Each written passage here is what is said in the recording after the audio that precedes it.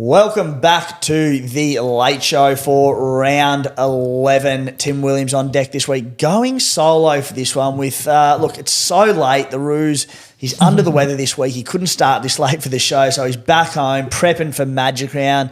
Myself and stepping in this week just to chime in bits and pieces where she wants to. Kat or Dad? Kat. Yeah. I don't need to worry about any timings. I can just say what I want to say. I can ramble for as long as I want to ramble because I control this game, you know. Just quietly. It's been a pleasant day, hasn't it, without the Roo here? Everything's just quieter, more peaceful. We've gone through so much. You've had a few days without the Roo. I have. You look relaxed. I feel so relaxed. It's just been amazing. Yesterday was just me alone in the studio, just enjoying the quiet. I am a little introverted, so I don't mind being alone. I kind of hope it stays like this. Yeah, and Roo, love the bloke, but have you noticed when we get to the Late Show, he's a loud bloke at the best times, but his volume goes up tenfold. Like, you know, we sit there and you do all the magical editing at the end of the show, but like turn it down a little bit. Guru, he gets fired up for the Late Show. He does. I think he hears Late Show and he goes, okay, up an octave, because my eardrums, they hurt every week. He'd actually lost 2 or 3 rock-offs in a row, so I have a feeling that's a reason why I didn't show for this one as well. So that means you just win by default as well. So let's get stuck into it. Quick fire questions from the Beers and Breakevens listeners. Let's go. Yes. So let's start with, if you're the 18th NRL team, who's on your list to sign as a marquee player? Assume 2028. So obviously these are a mix of SuperCoach and not SuperCoach, but we'll just have some fun with it. Far out. The SuperCoach ones are really easy off the top of the head. These deep ones you throw at me that are all related. It's not deep though. You just pick one. Yeah. Look, I reckon I would be throwing the bank. I'm assuming Nathan Cleary's never going to leave his father at Penrith. I think I'd be throwing at the bank at either of Kalen Ponga or Harry Grant. I think they're just pin-up boys for the game at the moment. Ponga, probably a bit of a stretch. I don't know where they're at contract-wise, but if I'm an 18th NRL club, and I just think Kalen Ponga would be one of the investments where he would bring back the money to your club tenfold, effortlessly, bums on seats, jersey sales, memberships. Don't get me wrong, clubs aren't stupid. They all know this, but not all clubs have a blank slate with a salary cap going into it to go, we can give Kalen Ponga $1.6 million or whatever it might be. Reece Walsh should be in a similar boat, but I believe he's possibly extended at the Broncos. Either of those two boys, I would just be throwing the entire bank account at. I feel you. Mine would be Reece Walsh and purely business decision. Yeah. It's just, I see that. I see, like you said, bumps on seats. You know that in 5 years' time, he'll still have an audience. Yeah, Roo's not here, so we can talk about whatever sports we want. Doesn't have to be straight. We know he likes rugby league and nothing else. Remember Zlatan Ibrahimovic when he signed with Manchester United, might have been 8 or 9 years ago now. And I can't remember the exact stat, but they said they spent hundreds of millions, whatever stupid fee it was to get him over there. And he was pretty good for them, scored a lot of goals, but they earned that money back in jersey sales in like a week or something stupid. That is a sign of a good marquee signing. It's what Messi has done for Inter Miami. I mean, owned by the Beckhams. David Beckham knows what he's doing. Oh my goodness. He's got half of the 2015 Barcelona side in that squad. It's crazy. Anyway, we digress. Shall we pick another question? Let's move on. What do we got? This one says, Appy to JMK, thoughts? Appy Coruscant, 3-round average was about 37 points. I dodged this one because I thought I was really close to going earlier in the season. I didn't do it, but look, I love the trade. Appy, he's got the back spasms, which can sort of crop up at any point, which are very concerning. We've seen him with players like Joe Tarpany, David Fafita, Junior Baller, it might have been, in recent years, where they can just hit you out of nowhere. Not goal kicking at the moment. I don't know if he'll goal kick this week, but Jaden Sullivan took over last week. That was the big appeal in Appy. He did play 80 minutes. He's dropped to below 500K, so there's not a lot of value there. I think that is a good move. And Jeremy Marshall-King playing the 3 major buy-ins, 13, 16, 19. Appy also a chance for Origin. I think it's a really good trade. I do think it's somewhat of a luxury trade this week because of all the other issues in our team. At least Appy's fit and playing. There's no harm in holding Appy, but I think the Appy to JMK, if not this week, the next week, great trade. Okay, cool. Now, obviously, we've got Origin right around the corner. Oh, no. So there's a lot of questions relating to Origin, but this one is more so your opinion. Any front row smokies for the Blues? We're talking Paseka, Max King, May, Hazelton. I don't think it'll happen, but my smoky for the front row is Terrell May. I just think he's been outstanding this year. And look, Robbo's happy to play him 20 minutes or 60 minutes, whatever is required of him, and he answers it every time. For the Blues, I don't think he'd come in and be a starting front row or any of that. So, look, if the reason for him not playing more regular big minutes is maybe there's a defensive deficiency that I haven't seen or whatever it might be, but he can come on and be a 20-minute, 25-minute forward off the bench in that rotation. If injuries do strike, he can play big minutes. I think Terrell May, I don't think he's going to get picked, but outside of Payne Haas, there are no standout front rows for the Blues this year. I think he's a real smoky. I love it. I think it's got legs. Yeah. I hope not, because I've held him for the bye period, but... True. Okay. Let's get on to another SuperCoach question. Is it too late for Dom Young? Absolutely not. Sometimes in SuperCoach, Kat, you've just got to swallow your pride, and tore me to pieces watching that first 15 minutes last week. Oh, yeah. He was on 130 points. I just thought, how bad is this? Season done. Anyway, thankfully finished on 160, but I mentioned in Beers and Breakevens earlier today the numbers around Joey Manu feeding his wingers and the amazing stats that are coming out of it. The Roosters' draw is amazing. They play round 13 and round 16, the first two major bye rounds. Not only is that good, but their draw gets really soft after this week as well. Dom Young, I just think he's averaging over 90 outside of that negative 15 game. It could get really dangerous for those who don't own him. We know he's got 30s, 40s in him, but he's also got big tons in him, as we've seen. So I just think you bite the bullet. 680K, he's still affordable at the moment. After this week, he won't be. Just get him. Yeah. I just got him. Feels so good, my answer is also it's never too late. Get him in. Yeah. I have 21 trades left and using 2 this week already. No boosts. Should I be worried? Yes, you should.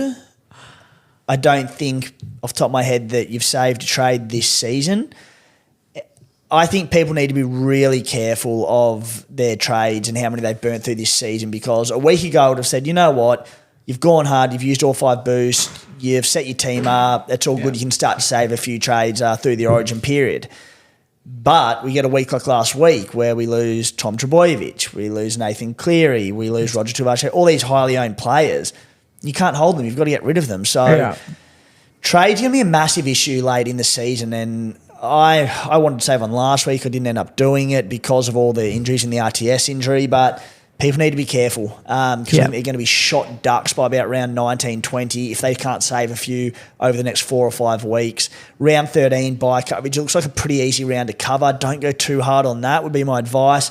But for old mate who sent that in, you need to save some trades. So this transitions really well into the next question, which just accompanies that. But thoughts on holding long-term injured players to avoid using trades? Yeah, no, very valid question and a good one. And looking at players, the issue at the moment, I suppose, is that a lot of the players who are injured have sort of questionable timeframes. Let's run through a few of them, all off the top of the melon, as is the order of the late show, short, sharp, no preparation. Sean Johnson is due back round 14. With all the injuries at halfback, I'd probably just hold Sean Johnson. I think he's a great buy target in round 14. The Warriors' draw from there through Origin period is good. We know they'll be near enough full strength, no real Origin impact there. So I'd be holding probably Sean Johnson. Tuivasa, I think, is probably a sell. He's been given a 2 to 6 week window. If it was that 2 week window and he was back around 14, you could hold. But the other thing with the RTS is he's not been great this year anyway. He's not been a certified gun. He's been a solid 60 averaging player. I think he's a sell, but I can see why maybe you'd hold. Nathan Cleary can be held for a week or two as we assess that sort of half, that 5'8" slot and what the options are there. Didn't mention it on Beers and Breakevens, but Dylan Brown next week will get dual position, so he'll be dual 5'8" halfback eligible. So we can also look at 5'8" and potentially Dylan Brown owners move Brown to halfback and opens up 5'8" too if someone puts their hand up there. So look, I think Cleary's a sell. Tommy Turbo, he's 7 weeks. He's a sell. of the major ones that come to mind. But, yeah, look, if there's players out for 2 to 3 weeks, like Jerome Hughes, anyone that held him, stick strong. Might not come back to round 14, but he's going to be one of the better buys in the position. So the answer is yes, some of these longer-term injuries you can hold, but the two big ones, Cleary and Turbo, they're sells. Sells. So that also then transitions to the next question, which is selling Turbo, who's the better buy, Drinky, Edwards or Teddy? Selling Turbo, who's the right? Drinky, Edwards, Teddy, Drinky. He's the only one who likely... Drinky definitely won't be impacted by Origin. Yeah. Randall and I chatted on the Beers and Breakevens. Teddy probably the front runner for the fullback slot, which opens up Dylan Edwards. There's a 200K difference between Drinkwater and Edwards, though. Edwards is a good buy. It's a great buy if Origin wasn't a concern. If you think Teddy's going to get that spot for the Blues and Edwards plays club, great buy. But when there's the assurance of Drinky being available and Drinky being 200K cheaper with huge upside as well and a really good draw for the Cowboys, I think Drinky's the play there. Cool. All right. What do you reckon, Kat, or would you go over 3? Because it's tough. I've made the move from Turbo to Walsh. Yeah. So that's what I would do. Yeah. But I think I would agree with you on the Drinky play. I think from a consistency point of view as well, I think it's there. Yeah, and I narrowly have Drinky ahead of Walsh, not necessarily as like a 1-2 week play, but just because Walsh, albeit a good Origin buy schedule for him, considering he does play for the Maroons, I think Drinky's the better buy because he'll just have better availability through that period. Short term, Walsh, I think, maybe outscores him, but Drinky long term. Yeah, and I won't lie, I'm 100% thinking short term. Yeah. Because I have been so conservative with my trades. You can go a bit hard. I need to improve my rank. I've got to be a little bit feistier. I can't just be picking. I need to just man up. What I'm saying. I like it. It's about time. All right. There are so many questions. I just think that this comment was funny. Speaking of trades, 13 plus, that's roughly how many trades Kat has burned through pressured from Guru. Facts. Yeah, I'll let Guru off the hook here a little bit because he definitely pressured you into a boost last week for your poorest score of the season. Worst score. Look, I've pressured you into a boost this week, so take a bit of blame for that. Well, so far I've not had to boost and I'm happy with the 2 trades that I've locked in, which is RTS to Young and Turbo to Walsh. How many boosts have you used? I've got 2 left. Okay, that's right. Yeah. Okay, let's go a couple more. So thoughts on Connor Tracy, 71 against Knights and a 57 against the Panthers at fullback. I don't mind Connor Tracy. 532K. I won't be getting him just because I don't think I have the positions for it. And I look through his numbers. He's been known in the past, certainly at the Sharkies, when he's had bigger minute games just for huge base stats for whether he's playing wing, centre, fullback. His base hasn't been that big. He's not busting a lot of tackles like he normally does. But look, he's played games in wet weather, and granted last week was against the Panthers as well. 31 in base, which is certainly solid. 23 in base against the Knights. I think he's a good pod buy at the price with some genuine upside. I just haven't seen enough just yet to suggest that I'd buy him when there's, I think Dom Young's a must this week if you don't own him. I think Joey Manu, who's a heap more expensive, but Teddy likely Origin, Manu to fullback during that period. I think he's going to be a must during that period. So if you can squeeze him in, I like the pod play, but I probably wouldn't do it at the expense of Young or Joey Manu over the next few weeks.